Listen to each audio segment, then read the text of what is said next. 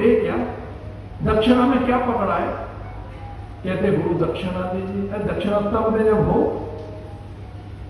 तो दे क्या दक्षिणा में? गुरु को दक्षिणा दीजिए। हमारी परंपरा का ये आपको ज्ञान बता रहा था, ये ऐसे आपको समझाने के लिए कह रहा था।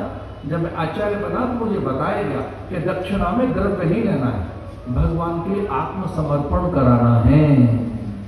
तो क्षमा कीजिए, हमारे यहाँ दक्षिणा में द्रव्य नहीं लिया जाता, आत्मसमर्पण कराया जाता है भगवान के लिए।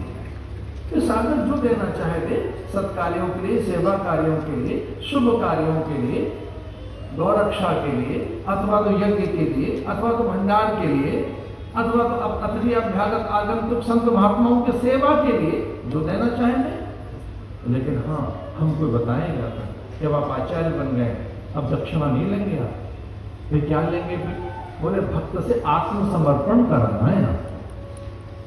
तो इसका अर्थ क्या है? बोले भक्त से कहो कि पूरा पूरा भगवान को समर्पित हो, यही दक्षिणा है।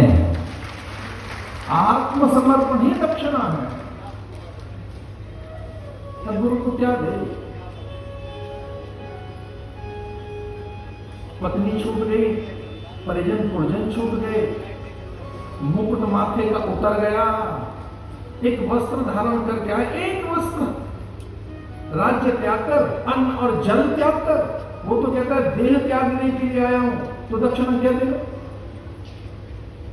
क्या दे?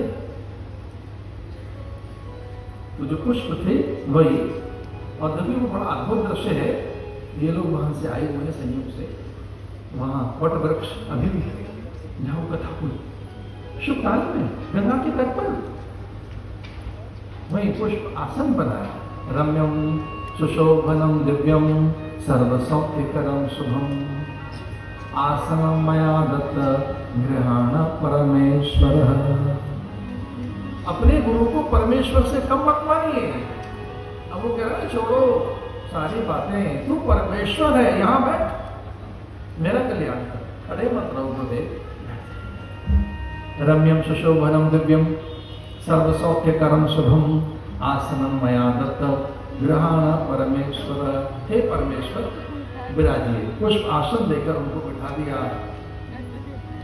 हाथ जोड़कर कहने लगा गुरुदेव कुछ कहिए ना, मेरे लिए कुछ बोलो।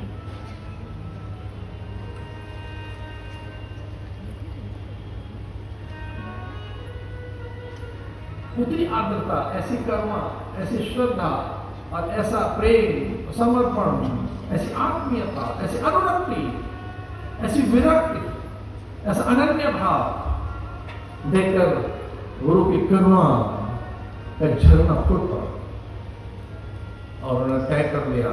और वो कहने लगे परीक्षित शपथ लेता हूं जब तक तेरा मोक्ष नहीं हो जाएगा मेरा आसन नहीं हिलेगा। जब तक मोक्ष नहीं हो जाएगा मेरी कथा रुकेगी नहीं।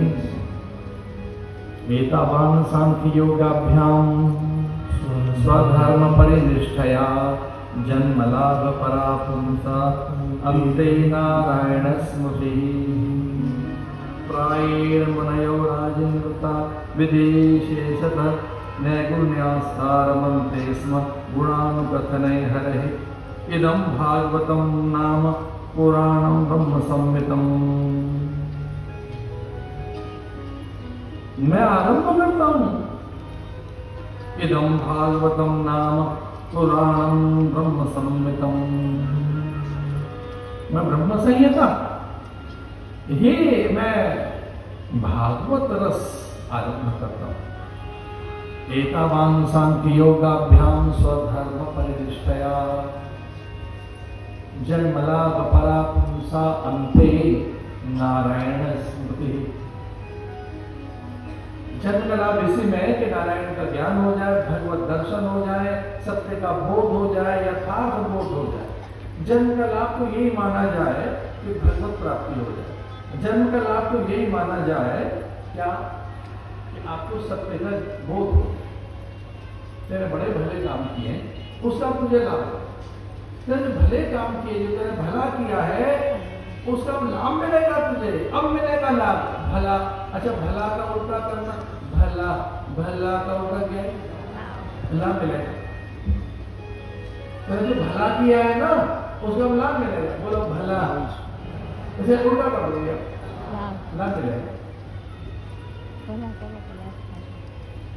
हमारे गुजराती जो है कई बार कहते हैं हमको लाभ दे दीजिए, पगला कर दीजिए। अभी हमारा नॉर्थ इंडियन तो कहेंगे महाराज को क्यों पागल कर रहे हो? पगला माने घर में आ जाओ, पगला करो, हमको लाभ दीजिए, पगला कर दीजिए। आपके पग हमारे घर आए, ये हमको लाभ दीजिए। हमारे घर पग आए, आपके घर हमारे घर चल के आए, आपके चरण हमारे घर चल के आए, पगला कीजिए माने आपके पग आए घर में, क्या कर दीजिए? पगला कर दीजिए। अपने पग घर में लेके आइए और क्या कर दो? लाभ दीजिए हमको। अब लाभ क्या देंगे? अब गुरु के चरण घर में आएंगे तो देव चरण आए माने लाभ मिलेगा, भला कीजिए। और ये मेरे अनुभव की बात है, शास्त्र का निचोड़ है कि आप अगर परमार्थ करते रहे, भला करते रहे तो उसका फल क्या मिलेगा? लाभ मिलेगा। और लाभ माने भगवत प्राप्ति, ये है भला, लाभ मिलेगा। जन्म लाभ परा पुंसा अंते नारायण स्मृति।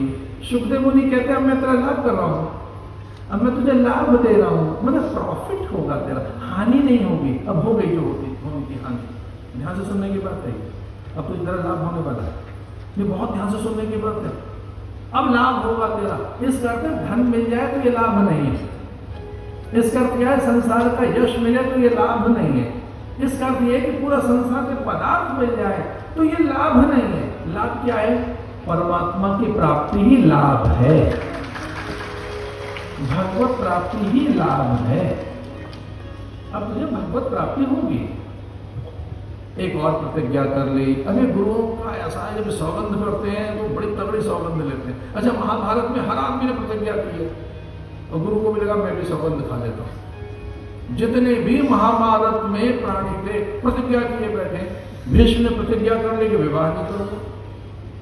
लो, अर्जुन कहता है कि मैं जयद्रथ का वध संध्या से पहले पहले करूंगा, सूरज डूब गया तो मैं प्राण त्याग दूंगा। लीजिए, पांचाली कहती है केश नहीं बांधूंगी जब तक कि इसके रक्त से स्नान नहीं कर दूंगी। भीम कहता है भरपेट भोजन नहीं करूंगा जब तक कि दुशासन की वज्र जैसे छाती से लहूपात करके अपनी पत्नी के केश सिंचन न करूं। सबकी प्रतिज्ञा। और जब सबने प्रतिज्ञा कर ली, एक एक प्राणी की प्रतिज्ञा, तो भगवान को लगा मैं भी कर लेता हूं। भगवान ने कर ली कि मैं हथियार नहीं उठाऊंगा, अस्त्र नहीं उठाऊंगा। अब सारी प्रतिज्ञा किए बैठे हैं तो भगवान ने कर ली, पांडवों ने, कौरवों ने, सब ने। अब ले दे के एक बचे थे गुरु, उन्होंने भी कर लिया। हम भी प्रतिज्ञा करते हैं, आज हम भी कर लेते हैं प्रतिज्ञा। अब एक ले दे के एक बचा था जिसने सौगंध नहीं खाई थी, उसने भी आज प्रतिज्ञा कर ली। क्या कर ली? जब तक भगवत प्राप्ति नहीं होगी तुझे जन्म का लाभ नहीं हो जाएगा। तथा अनवरत अनवरत चलती रहेगी, अबाध निर्बाध अविच्छिन्न, इसका सातत्य, इसकी गति कभी नहीं ठहरेगी। एक इसका तो ये भी है कि जब तक भगवत प्राप्ति नहीं होगी हमारे जीवन में भी गुरु हमें खटखटाते रहेंगे, खटखटाते रहेंगे, खटखटाते रहेंगे। गुरु माने कौन? अरे गुरु कहते किसे हैं भाई? गुरु कहते हैं शास्त्र को, गुरु वेद को कहेंगे, गुरु पुराण का नाम, गुरु वेद वचन है, गुरु शिक्षा को कहेंगे, गुरु हमारी आध्यात्मिक मांग की पूर्ति है। ये गुरु आता कब है जीवन में? जैसे श्रद्धा जगेगी, गुरु सामने होगा, विचार बनकर, पंछी बनकर, परिंदा बनकर, मैं कहता हूं पशु बनकर, देव बनकर, अतिथि अभ्यागत आगंतुक बनकर, ऋषि मुनि के रूप में, हो सकता है वो पत्नी के रूप में आए चौड़ाला बनकर, हो सकता है कि वो पुत्र के रूप में आए, ये अष्टावक्र बनकर, हो सकता है कि बेटे के रूप में आए कपिल बनकर, पत्नी के रूप में आ गए चौड़ाला बनकर। गुरु हमारे आध्यात्मिक मन की पूर्ति हो। कथा आरंभ हो गई। क्या करूं बुढ़े? बोले कथा सुन। और कथा सुन कैसे सुने? बोले सावधान होकर, संयत होकर,